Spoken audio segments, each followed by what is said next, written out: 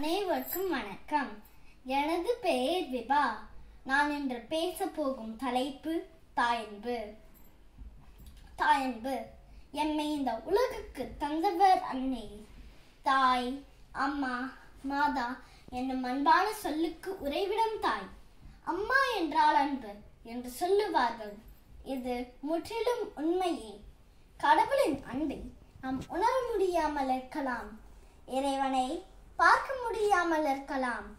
ஆனால் எல்லோராலும் தாயை பார்க்க முடியும், உணர முடியும். கடவுள் மனித உருவத்தில் வந்து எம்மை பராமரிக்கும் அன்பு நிலையே தாயன்பாகும்.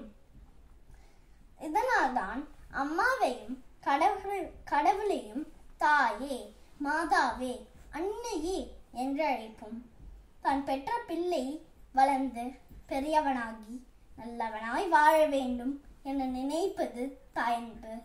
தனது பிள்ளைக்காக தன்னுடைய சுகங்களை மறந்து வாழ்பவள் தாய். தனது குழந்தையின் இழப்பிற்காக துன்பங்களை தாங்கிக் கொள்வாள். எமக்கு பசி என்றால் துடிப்பவள், எமக்கு நோய் என்றால் அழுபவள், எமக்கு துன்பம் என்று தெரிந்தால் ஓடோடி வந்து தீர்த்து வைப்பவள். தன்னுடைய வயிற்றில் எம்மை சுமந்து பெற்ற பின் தனது அன்பு கைகளிலும் மடியிலும் தோளிலும் எம்மை சுமந்தவள்.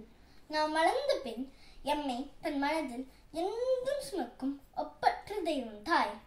தனது பிள்ளையின் நன்மைக்காக கோயிலுக்கு போவாள்.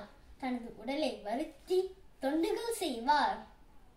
என் பிள்ளைக்கு வந்துள்ள 44 துன்பத்தை எனக்கு தந்து எனது பிள்ளையை காப்பாற்று இறைவா என்று கேட்பாள்.